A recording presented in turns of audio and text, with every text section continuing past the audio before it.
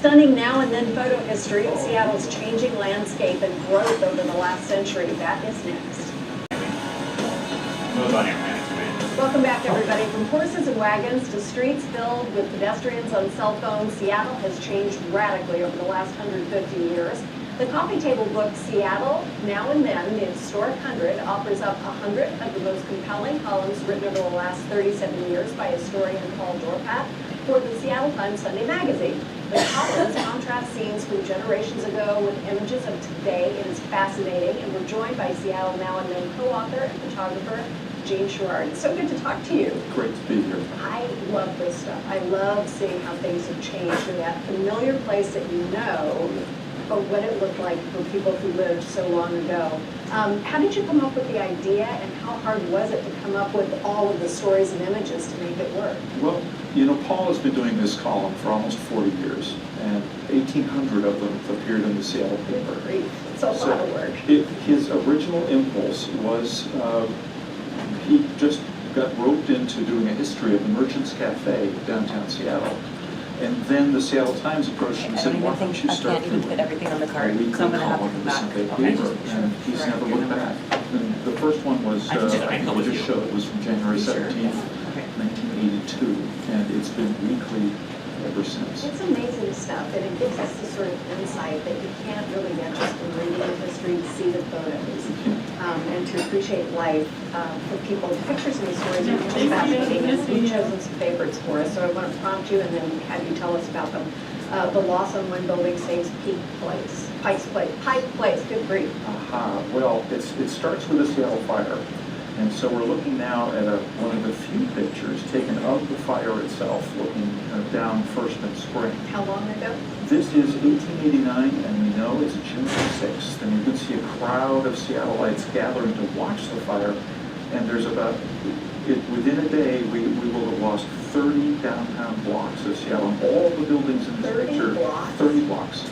All the buildings in this photo are gone. On June 7th. They've all disappeared. Do we know the source of the fire? The source of the fire was from the waterfront, from one of those classic water meets glue stories, and a carpenter knocked over a glue pot, and it spread very rapidly. So look at this. So here we are at First and Spring, looking down at the same street and the same perspective that the fire, the old fire photo is showing.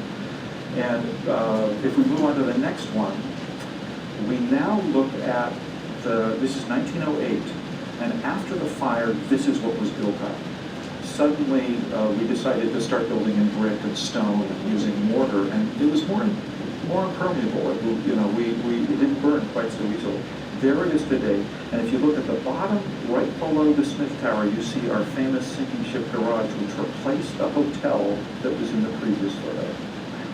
Now, that hotel is the Seattle Hotel, and its predecessor was burned down in the fire. But here's how I connected to the market.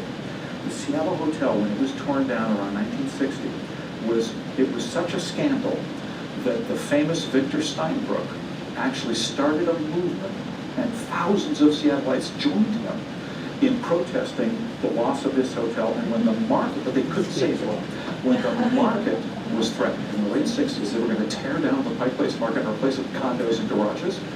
Victor led the charge to save the market, and it was the loss of the Seattle Hotel that allowed the market to flourish and continue. Isn't that something? So it really is. A door closes, a window opens. Exactly. That's a big silver lining. That's very interesting. The opening of the Aurora Bridge and the World's Fair. Tell us about those. Well, we'll pop them up here in just a second. Okay. The Aurora Bridge. This is just about a year before the opening. We see the sailing ship, the four-master, the Monongahela. It's about 50 years old. It's leaving Lake Union after it's been there for 3 or 4 years. And it's going to become a barge in Vancouver to transport logs. So this is kind of the end of the sailing era, and we're seeing the last of it. Wow. Here it is today. And we're going to jump up to the bridge deck now. Oh, there's our comparison. We're going to jump up to the bridge deck, and we will see the 1932 opening of the Aurora Bridge. Seriously, they let everybody just They let everybody up there. And it was a marvelous opening, and there's the comparison. So thousands of people celebrating the opening of the George Washington Bridge.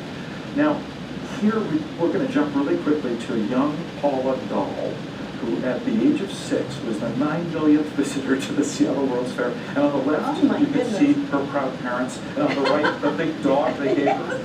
And behind her was her very bitter sister. Oh my gosh, because she wasn't the She one. was not the one. She was And there was not just one giant dog to be had. one giant dog. And there's Paula now with her Issaquah class, and she has the 9 million sign on her wall. And we love to tell these human stories as well. History is like Mary Poppins with Paul. A little sugar helps the history go Yes. down. And here's some of our And here sugar. it is. Thank you so much. Those are wonderful stories, and they're just amassed Thank you, in this Margaret. beautiful book.